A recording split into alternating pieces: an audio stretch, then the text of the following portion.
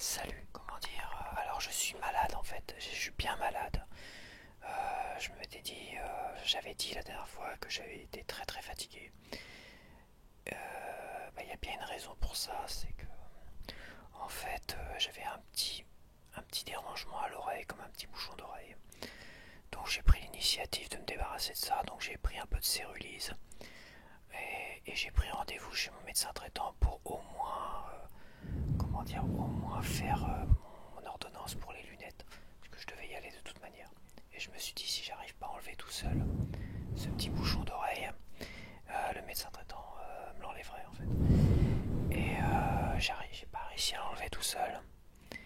Et arrivé chez mon médecin traitant, et il m'enlève ça assez rapidement, assez facilement. Mais lui, il a le bon matos, quoi. Il a un très très bon matos. C'est pas une toute petite poire à la con, c'est une grosse poire qui envoie un jet comme ça.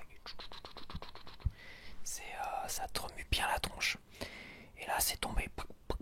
Et en fait, il sait pas trop, mais il pense que j'ai eu une otite. Quelque chose dans l'oreille, un écoulement. Enfin, j'ai eu quelque chose dans l'oreille. Et il me dit, vous avez pas eu de grosses douleurs, des machins, je sais pas. Je dis non, non, j'ai pas eu de douleur. J'ai jamais fait d'otite, donc je sais pas. Donc alors, il m'a sorti un truc, bon, c'est pas un truc très cotonneux, comme du coton, mais avec une boule. Il m'a sorti une cochonnerie de l'oreille, tout simplement. Et il était pas vraiment sûr de lui, quoi. Mais il m'a donné un gros traitement très très dur. Un gros traitement quand même, comme pour les otites, quoi. Et hier, c'était le premier jour de traitement, ça m'a défoncé, quoi. Et j'ai eu de la fièvre pendant plusieurs heures hier soir. Ça faisait très très longtemps que j'ai pas eu de fièvre. Donc je peux vous assurer que là, ça a dû combattre une belle cochonnerie hier. Là, ça va mieux, j'ai plus de fièvre. Ça me chatouille un peu, je suis encore légèrement encombré. L'audition est revenue, mais j'ai comme des fois un sentiment d'oreille bouchée, tu sais. Comme quand tu passes en voiture sous un tunnel. Euh, Dans le chuchotement, ça s'entend pas trop, mais quand je parle, c'est vrai que ça a tendance à s'entendre un peu.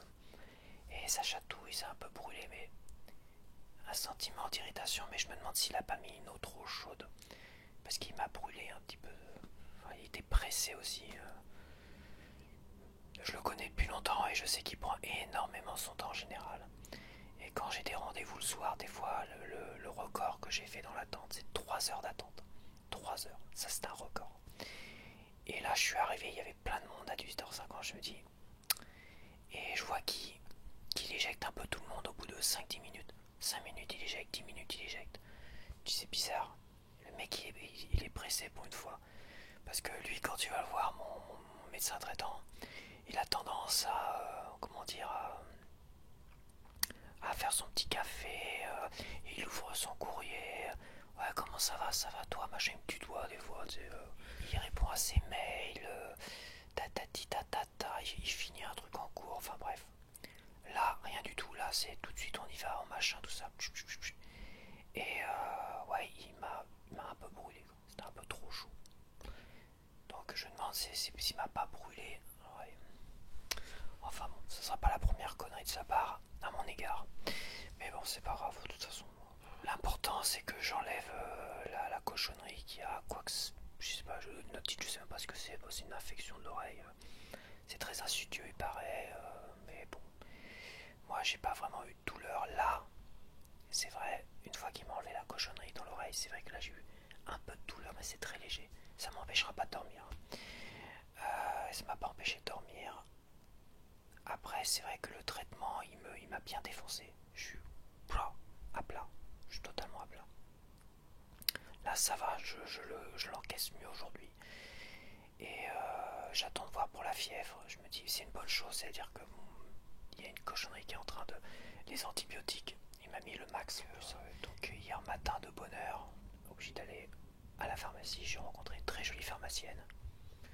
Faut le préciser, si, faut le préciser. C'était très agréable. Mais elle avait oublié une boîte, donc je suis retourné ce midi. Et je suis retombé sur elle. Et nos regards se sont croisés et le courant est passé. Alors j'en sais rien, mais en tout cas elle était très jolie et Si j'osais, j'aurais osé, mais bon, j'étais un peu, comment dire, j'étais un peu dans le coltard quand même. Et logiquement, j'ai pas le droit de conduire. J'ai pas le droit de conduire et c'est vrai que en conduisant, moi j'avais pas long à faire. Hein. J'ai 2 minutes, hein, 2 minutes de voiture. Mais c'est vrai que je sens que faut pas conduire une demi-heure, 1 heure avec ça. Sinon, peut-être, c'est même sûr, tu t'endors. Tu t'endors ou tu te vaudras en voiture. Parce que c'est une dose de cheval, donc c'est compliqué. Donc voilà pour les infos. Donc quand j'ai préparé la vidéo des prénoms, j'ai fait une grosse préparation. Il y avait une préparation d'écriture. Je vous laisserai la surprise quand même. Et je voulais le faire. Voilà, je me suis dit, alors on va fêter quoi? Peut-être fêter les 1000 abonnés. Parce que c'est vrai que j'ai pas fait de vidéo pour fêter les 1000 abonnés. Parce que à l'époque j'avais demandé, j'ai pas eu beaucoup de participation. Donc je dis bon bah, tant pis, je reproposerai ça plus tard. Donc c'est ce que j'ai fait là. Et là j'ai 47 prénoms. Donc j'ai 47 participations. Donc c'est énorme, juste pour les prénoms. Ça va faire une très très grosse vidéo. Parce que si je mets 5 minutes par prénom, avec ce que je veux faire, alors je dis 5 minutes, ça sera peut-être un peu moins, peut-être un peu plus, ça dépendra, on verra.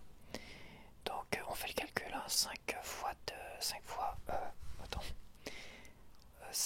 4, 20, donc ça fait 200 minutes, 5 fois 7, 35, ça fait 235 minutes, 240, ça fait 4 heures.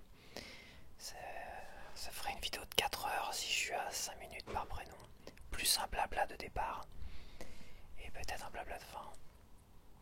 Donc on serait dans les 4 heures prévisionnelles de vidéo. Va falloir les enregistrer les 4 heures. Donc là non, cette semaine je vais pas enregistrer 4 heures de vidéo. Il faut que je sois en forme. Donc ça sera une vidéo prénom avec Tukoutouk. Il n'y aura pas de face touching parce qu'il y en a, ils sont pas forcément fans du face touching avec leur prénom. D'autres oui, d'autres non. Ça dépend des affinités, donc il n'y aura pas de face touching. J'ai pas voulu demander non plus, mais il n'y aura pas de face touching. Il y aura du visuel sur iPad et il y aura le petit plus dont je vous laisserai la surprise. Est-ce que mon pull sera moins négligé? Faut pas mettre de pull, hein, c'est pas possible, faut mettre autre chose. Donc alors, bon bah bavardage sur le canapé, on va voir. J'ai regardé Enlèvement que j'avais enregistré sur Paris Première. Ça paraissait être un film d'enlèvement, un film thriller policier. Et au moins c'était indiqué comme thriller. Et l'histoire, les informations qui étaient présentées, c'était très... ça faisait très film policier classique. Je l'ai enregistré parce qu'il y avait Milo Ventimiglia. Alors Milo Ventimiglia, c'est un acteur que j'adore dans Gilmore Girls. Au moins le personnage qui, dès la saison 2, arrive dans Gilmore Girls. Je m'étais identifié à ce personnage en plus. Parce que Gilmore Girls, moi j'ai découvert quand j'avais le même âge que les protagonistes quasiment de temps. Ou peut-être que j'étais un peu plus, je sais plus, mais ouais, j'étais dans les mêmes âges. J'étais dans les mêmes âges, donc je m'identifiais énormément à cette série-là. Beaucoup moins aujourd'hui, évidemment, mais c'est toujours un plaisir et je m'étais vachement identifié le côté rebelle de cet acteur. C'est Jess, ouais, c'est ça, il s'appelle Jess, ce personnage dans la saison 2 et qui on revoit après de temps en temps au fil des saisons. Et ce côté rebelle, machin, c'était. Ouais, je m'étais vachement identifié à lui. Euh, et, euh, et j'aime beaucoup cet acteur. Voilà, j'aime beaucoup cet acteur depuis Gilmore Girls. Alors, c'est l'acteur principal de This Is Us. C'est le père, le fameux père de famille This Is Us. Et oh, il a joué dans la série Heroes aussi. J'ai vu que la première saison, je sais pas s'il a fait plus d'une saison. Alors on va quand même parler. Là les amis, l'heure est grave. L'heure est grave, est gravissime. Parce que là, je suis pas content du tout. Mais alors pas content du tout. Je vais baisser, ça me paraît fort. Léon. Là, l'heure est grave, gravissimal.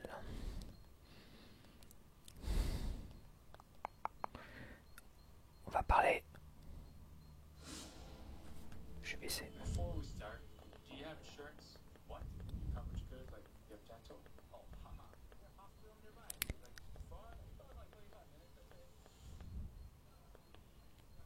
je suis pas fanat des remakes. Je suis pas fanat des remakes en général, mais j'attendais énormément quand même le remake de Rad House avec Jake Gyllenhaal. Jake Gyllenhaal, parce que j'adore cet acteur. Acteur génération 2000 à aujourd'hui, parce qu'il est encore assez actif. Cet acteur-là, j'adore. Je trouve qu'il est c'est un des meilleurs acteurs depuis les années 2000. C'est un des meilleurs acteurs aujourd'hui. Voilà, même s'il fait beaucoup de films d'action un peu bon. Et Roadhouse, premier du nom, c'était avec Patrick Swayze. Il y avait Kelly Lynch. Attends, comment ça s'appelait? Premier, il y avait Kelly Lynch, c'est ça. Peut-être que c'est de la famille de David Lynch, je ne sais pas. Et Ben Gazzara, c'est un méchant, et les autres. Comment il s'appelle l'ami? Enfin bref, le premier Roadhouse qui est noté 6.7. C'est très mal noté, je trouve, parce que ça reste finalement un très très bon film d'action. C'est un des meilleurs films d'action des années 90, avec un des acteurs qui a fait tourner les têtes de toutes les femmes et les filles sur toute l'époque, avec Dirty Dancing. Il y a eu dans la même période Ghost. Point Break, c'était peut-être un peu plus tôt, un peu plus tard. Je ne sais plus.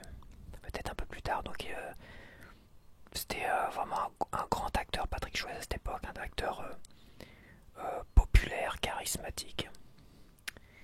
Et c'était, oui, un des plus grands films d'action. Je l'ai revu après.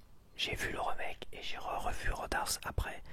Et là, je peux donner mon avis parce que le remake avec Jake Gyllenhaal, purée les gars, non c'est pas possible, il va falloir arrêter quoi. Il va falloir arrêter, faut arrêter avec...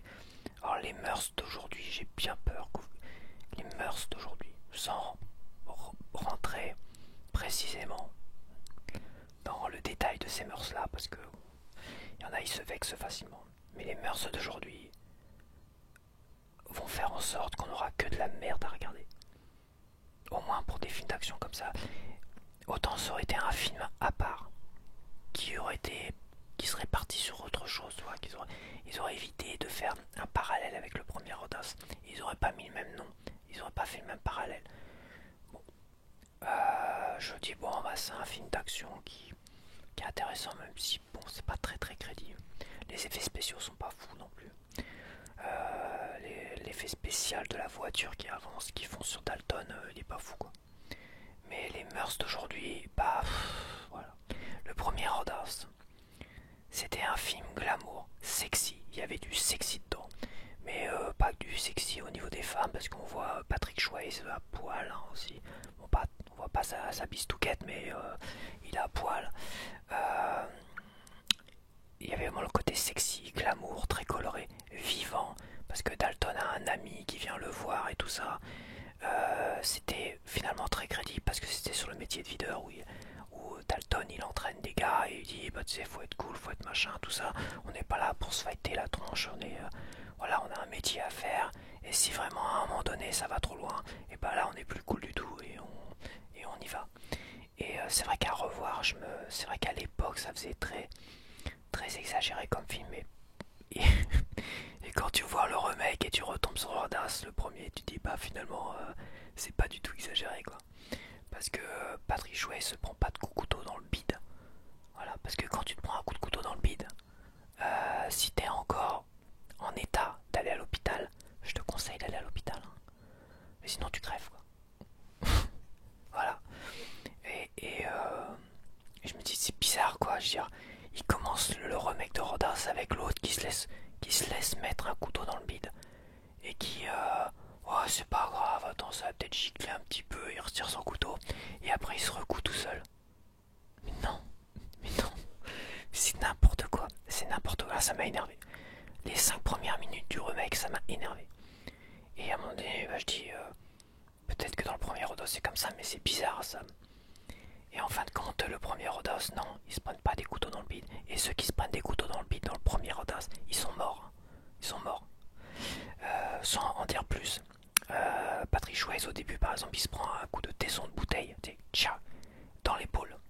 Et il se recoue tout seul parce qu'il a été juste un petit peu ouvert. Après il se prend une sorte de petit coup de couteau. L'autre il tente de lui mettre un coup de couteau, l'autre il recule.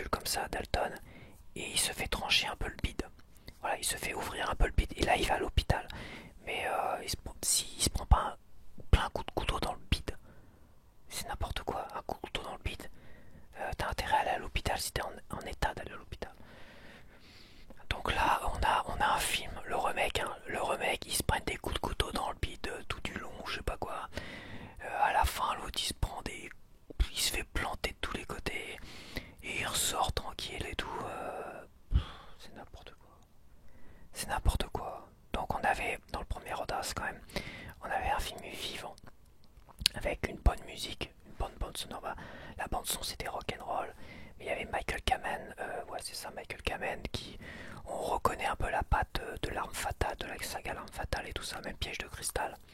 Ça devait être Michael Kamen qui a dû faire la bande son, parce qu'on a vraiment les sonorités. Mais j'ai l'impression que les mœurs d'aujourd'hui font en sorte qu'on n'aura plus de films aussi carrés, excellents que les années 80-90, c'est pas possible. Alors oui, il y avait des nanars. Oui, Harley Davidson et l'homme au Santiago, c'est un film un peu nanar, mais action, mais finalement très jouissif. Mais Roadhouse, pour l'avoir revu, non, c'est clairement pas un nanar, et finalement, il passe d'un film qui pouvait paraître exagéré sur le métier de videur. Mais en fait, pas du tout. Pas du tout en fait. Parce que même dans ce film-là, tu vois, il y a un côté pédagogique et tout ça qu'il n'y a pas du tout dans le remake. Le remake, on a déjà un gars qui est suicidaire, qui se laisse planter le bide, qui s'enlève le couteau, qui se recoue, qui est derrière, arrive. C'était un ancien champion de sport de combat.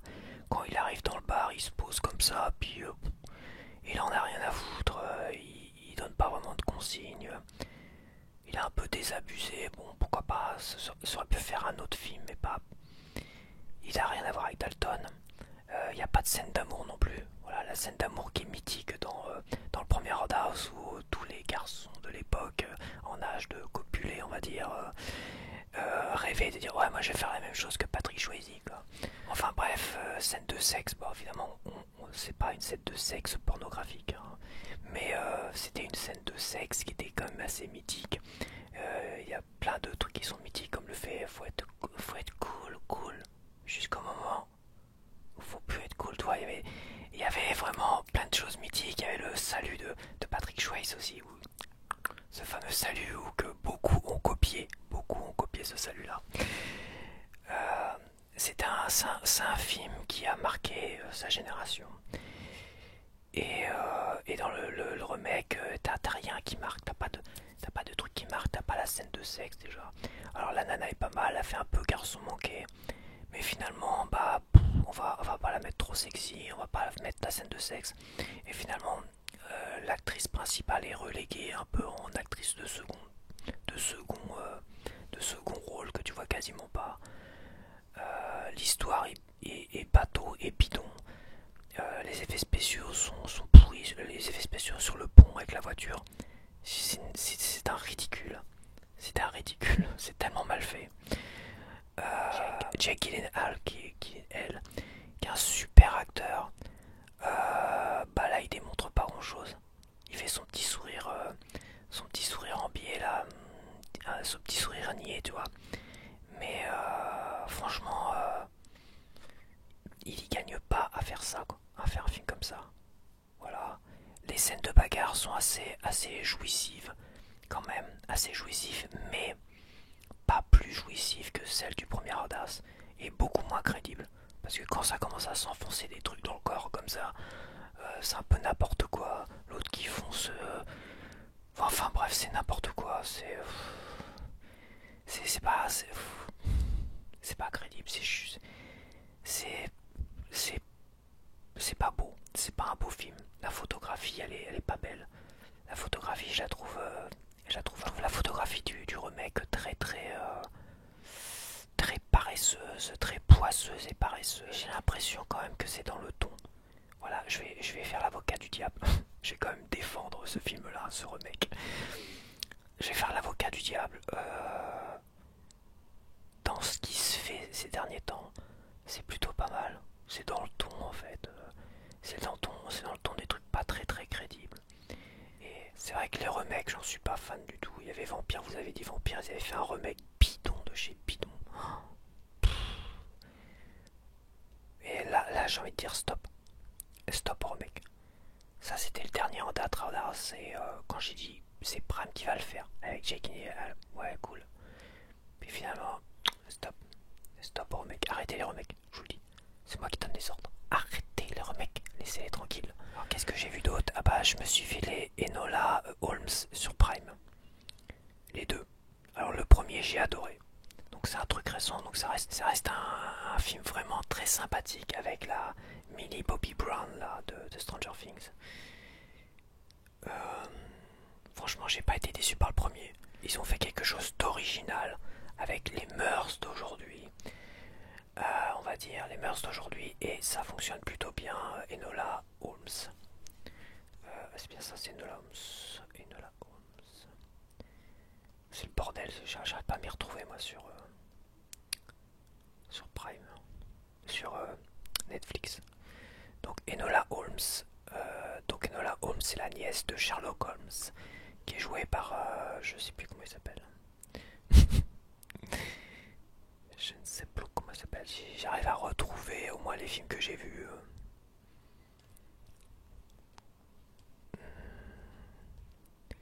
Enola Holmes. Où est Enola Holmes? Parce que vous avez aimé Enola Holmes. Oui, mais j'aimerais bien voir Enola Holmes, mon cher. Donc, alors, les informations, donc c'est avec Millie Bobby Brown, Henry Cal... Je vois pas, il y a la bande-annonce qui me gêne. C'est Henry Cavill, voilà. Henry Cavill, qui est connu pour la série Witcher, pour Superman, tout ça. Et il y a aussi, comment il s'appelle l'autre acteur anglais? J'ai pas plus d'informations. Mais le premier film est vraiment très très sympa, très rigolo. J'aime beaucoup, j'aime de plus en plus cette actrice-là. J'aime bien, franchement. Et j'ai trouvé vraiment très intéressant ces 2 bonnes heures très plaisantes. Dans la foulée, j'ai regardé Enola Holmes 2. J'étais moins enthousiasmé, enfin j'ai moins aimé que le premier. Je ne saurais dire pas pourquoi, je trouvais que ça manquait. Voilà, il manquait déjà le deuxième frère qui est joué par l'autre acteur anglais que j'aime bien aussi. Donc je me rappelle plus son nom.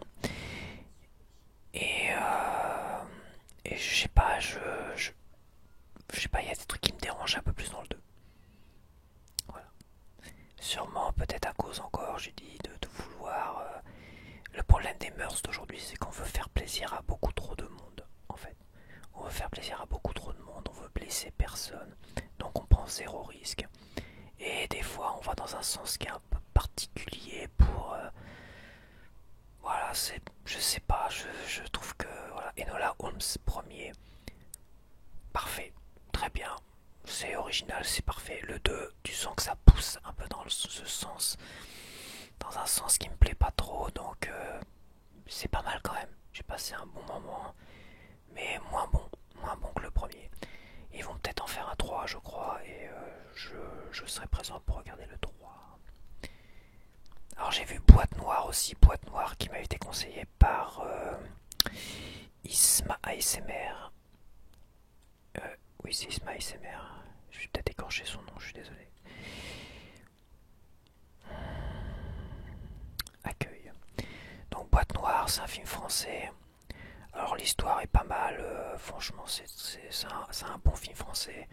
Après, ce que je peux reprocher au film français, c'est qu'il n'y a pas de filtre cinéma, et ça donne plus l'impression de regarder soit un téléfilm, soit un reportage, et ça me dérange un peu. Je sais pas pourquoi ils ont pas envie d'utiliser des filtres cinéma, et aussi d'utiliser comment on appelle ça, un truc image par seconde.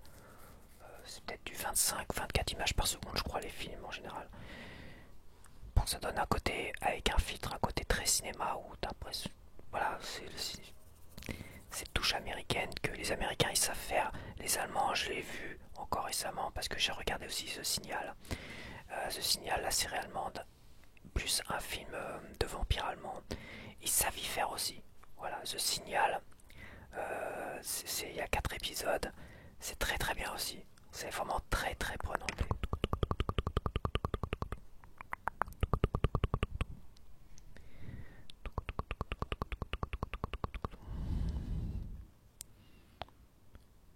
Violent Night. Violent Night, ça je déteste. S'il y a bien un truc que je déteste, c'est des trucs, des films de Noël associés aux films d'horreur. Je déteste ça. J'ai horreur de ça, ça me traumatise. Un jour j'étais sur Facebook et je sais pas pourquoi Facebook s'amuse des fois à me mettre à un moment donné, et encore aujourd'hui ça lui arrive encore, de mettre des extraits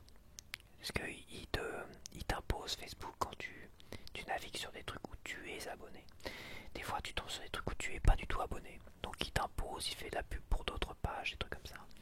Et tu tombes sur des extraits de films d'horreur, de films d'horreur, de films d'horreur. À un moment donné, je dis putain, mais il va se calmer Facebook. Hein. Donc hop, tous les gars, tous les machins, les sites, les pages, les machins, je les bloque. Plop, plop, je bloque, je bloque, je bloque, je bloque, je bloque. J'en ai bloqué des trucs sur les films d'horreur, mais un maximum. Et dans ces trucs de films d'horreur, bah des fois, ils te montrent des extraits très très gore, mais qui te traumatisent quoi. C'est horrible quoi. Même avec l'extrait, ça te traumatise. Alors voir le film en entier de cette merde. Et il y a eu à un moment donné un truc sur Noël où t'as un Père Noël qui descend de la cheminée, puis après il massacre tout le monde dans un repas de Noël quoi. Mais putain, mais c'est pas possible quoi. Alors évidemment, t'as la petite curiosité qui dit mais c'est quoi ça, c'est quoi, c'est quoi. Oh non, c'est pas possible. C'est un film d'horreur avec un Père Noël, mais c'est pas possible. Mais quelle idée de faire des films d'horreur de merde comme ça. C'est horrible. Moi je suis traumatisé. Mais ça m'a traumatisé. Le truc du Père Noël, ça m'a et d'autres trucs m'ont traumatisé pendant des jours et des jours. Quoi. Ça me mettait. C'est pas que je n'arrivais pas à endormir, mais ça me mettait. J'étais pas bien. J'étais pas bien, je comprends pas qu'on puisse faire. Je vois Violent Night. Alors la première vue, c'est un Père Noël qui bastonne des méchants. Bon, très bien, mais je sais pas, je veux pas voir ça. Quoi. Je veux pas voir des trucs comme ça. C'est avec David Harbour qui a joué dans Stranger Things. Mais même. Alors je vais vous lire quand même le synopsis pour ceux qui sont tentés de regarder ça. Alors qu'il tente de cambrioler le manoir d'une riche famille la veille de Noël, de dangereux mercenaires rencontrent un adversaire inattendu, le Père Noël lui-même. C'est interdit au moins de 18 ans.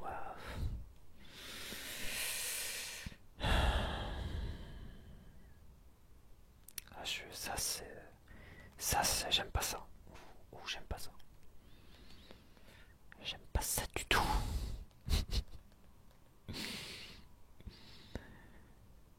Ah là là, l'expérience interdite. Ah bah, alors Prime qui me met des trucs payants, non, je vais pas payer pour regarder un film que j'ai en plus en Blu-ray. Un Blu-ray.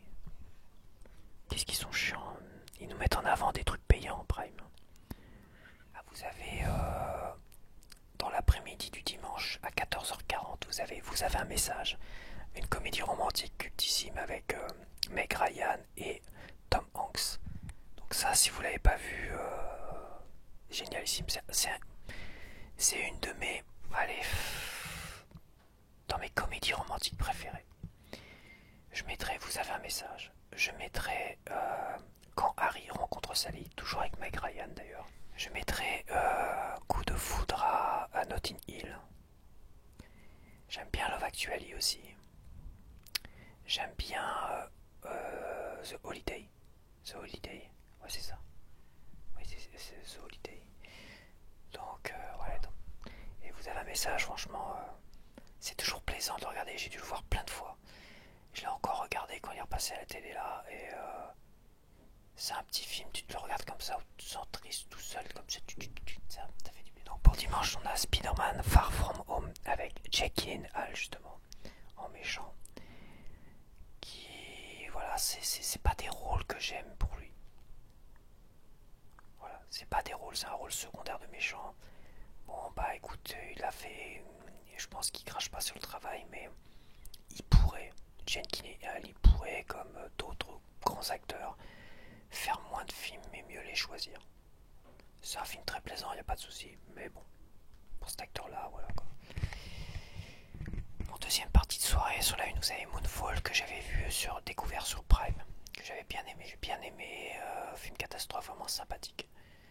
Donc si vous l'avez pas vu, pourquoi pas à voir. C'est la Lune, alors que la Lune menace de s'écraser sur Terre, deux anciens astronautes s'associent pour convaincre la NASA, sceptique, de l'imminence du danger. Donc dimanche sur la 2, vous avez Papy Sitter, un film français. Voilà. J'ai même pas envie d'en dire plus. Si vous aimez les films français, bah jetez-vous dessus. Sur la 3, on a Destination 2024. Sur la 5, c'est bon à savoir. Moi, c'est pas des films. Je vais m'arrêter sur les films seulement. On a Katia sur Arte. Alors, Katia, c'est quoi? Avec Romy Schneider. Intrigues amoureuses et politiques à la cour de Russie, sous le règne d'Alexandre II. tsar et une jeune aristocrate qui devient sa maîtresse. J'avais vu et je n'ai pas plus envie de le voir là maintenant. Sur la C8, il y a Claudia Cardinal. Pourquoi il y a Claudia Cardinal là? Pourquoi ils mettent un... Alors il y a un reportage sur Claudia Cardinal à 23h30 sur Arte. Claudia Cardinal, la créature du secret. Claudia Cardinal, farouche et timide, ne s'est jamais imaginée sous l'œil des caméras. Elle a pourtant travaillé avec les plus grands réalisateurs. D'accord, donc on a un reportage sur Claudia Cardinal sur Arte, si vous êtes intéressé. Donc sur C8, vous avez pièces montées, un film français. Voilà, tout est dit. À la campagne, un grand mariage bourgeois tourne au désastre, à l'image de l'effondrement de la pièce montée. Les nombreux convives se déchirent. Génial. Encore un film où t'as envie de te tirer une balle à la fin. Sur W9, vous avez Patrick Swayze. Sur W9, vous avez Ghost. Voilà, si vous connaissez pas très bien Patrick Swayze, Ghost avec Patrick Swayze et Demi Moore et Whoopi Goldberg. On a un film vraiment fantastique, un peu de comédie, un peu d'amour, beaucoup d'amour. Et ça c'est un super film, voilà. D'ailleurs, voilà, on parlait de Patrick Swayze tout à l'heure. Enfin, moi, je parlais de Patrick Swayze. Dimanche, vous avez Ghost, et si vous l'avez pas vu, c'est un film à voir. Il doit dater des années 90, début 90 ou fin 80. Je dirais début 90. Donc je suis fatigué, j'ai un gros coup de pompe là. Sur TFX, vous avez The Handmaid's Tale, la saison 4. Je me suis arrêté à la saison 3. C'était vraiment très glauque comme série. The Handmaid's Tale, c'est la Servante écarlate. Alors, je sais pas pourquoi ils ont pas mis le titre français. La Servante écarlate. The Handmaid's Tale. En anglais, c'est l'histoire d'une Amérique ou d'un monde. Le monde est devenu stérile. Les gens sont devenus stériles. Il y a de moins en moins d'enfants. Et pour remédier à ça, évidemment, la politique est rentrée en jeu. Mais il y a une sorte de secte qui fait de la politique, qui a pris le pouvoir, un peu par la force d'ailleurs, qui a pris le pouvoir et qui a pris le pouvoir aux États-Unis. C'est une sorte de secte catholique qui est très très stricte et qui décide de capturer toutes les femmes qui peuvent concevoir des enfants et d'en faire finalement des esclaves, comme des esclaves sexuels en fait. Voilà, des esclaves sexuels pour des familles de riches, un truc comme ça. Et c'est c'est très très dur. C'est une série qui est très très dure. La saison 3 par exemple, dans la ville, je sais plus, ils changent de ville à un moment donné, ils vont visiter une autre ville et ils voient les mœurs qui diffèrent d'une ville à une autre. Donc ils ont pris le pouvoir partout aux États-Unis, hein. Mais les mœurs sont un peu plus dures d'un côté que d'un autre. Par exemple, les esclaves sexuels qui sont bonnes qu'à procréer dans une ville en particulier, je crois que c'est Washington, je sais plus. Et ils leur couent, finalement, ils leur mettent ils leur couent la bouche en fait. Ils leur couent la bouche pour pas qu'elle parle en fait. Des trucs, c'est glauque, enfin c'est très très glauque. Ils leur mettent des masques aussi, des sortes de muselières. Ouais, je crois que c'est ça. Il y a une histoire de muselière et en dessous, certaines ont la bouche cousue, tu vois. C'est horrible, c'est horrible. C'est à moitié, c'est un truc d'anticipation assez bizarre et à la fois ça fait très film d'horreur en fait. C'est très très film d'horreur. C'est très très très dur à regarder. The Handmaid's Tale, la Servante écarlate. C'est très très dur à regarder. Faut avoir le cœur bien accroché. Et c'est vrai que là, la saison 4, je l'ai pas vue. Parce que j'ai l'impression que ça va tourner encore en boucle, en rond. C'est interminable. Donc je sais pas, je suis quand même tenté d'aller jusqu'au bout de voir ça. Bon là j'ai loupé le début là. C'est la saison 4 épisode 6. Mais je crois que Prime ont dû mettre la suite. Donc j'irai voir ça sur Prime. D'ailleurs je vais aller voir ça sur Prime. J'ai envie de voir la suite, ouais. J'ai envie de voir. Mais je vais voir s'ils l'ont sur Prime. Après, je vais finir Énergie 12, vous avez Act of Violence avec Bruce Willis. C'est pas ouf, je crois. Bon, après, Sister, vous avez La Vérité si je mens 3 et La Cité de la Peur. Bon. Voilà, ça, c'est pas des films qui.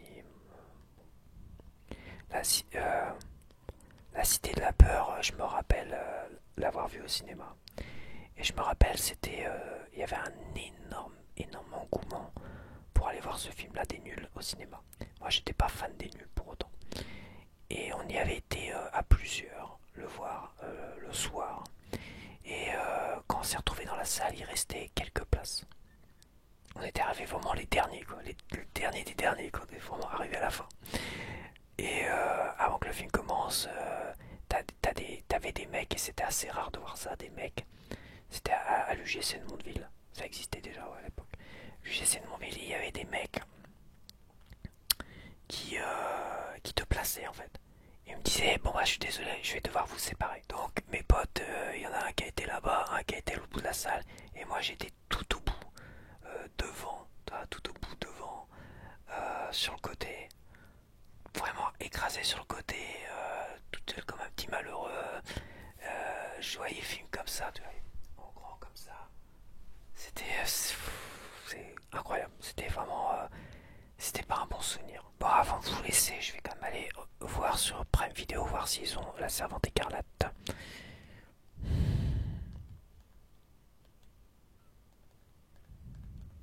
C'est là que je l'ai découvert la première fois. Donc ils doivent l'avoir.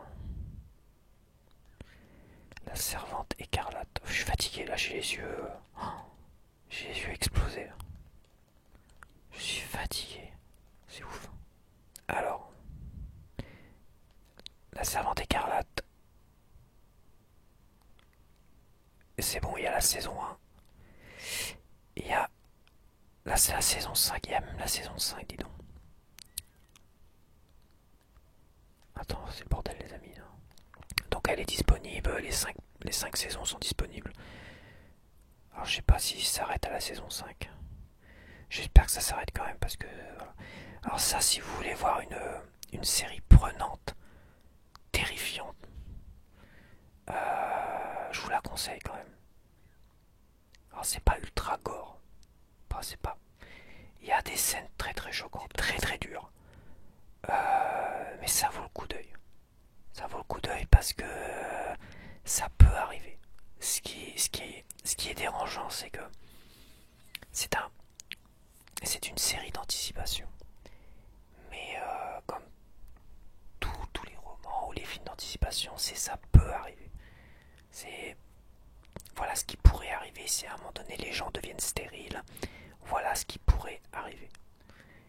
Et The Handmaid's Tale, alors je sais pas pourquoi ils enlèvent le nom français. The Handmaid's Tale, La Servante écarlate.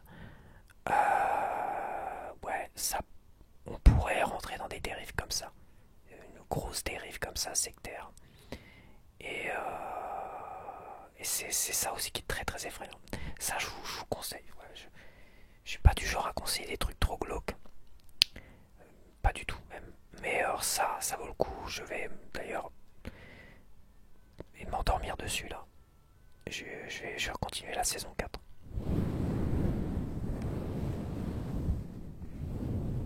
Je vais te laisser avec les vagues de l'océan.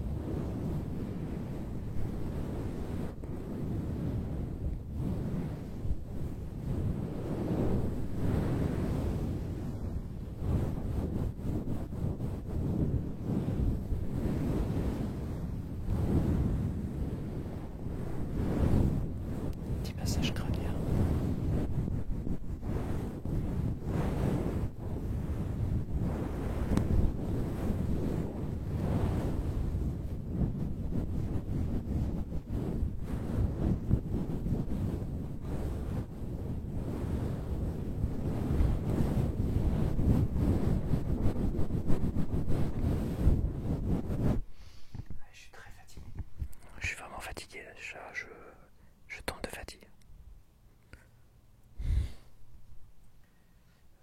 Le traitement est très lourd. Le traitement est très lourd, mais il faut ça pour virer les infections.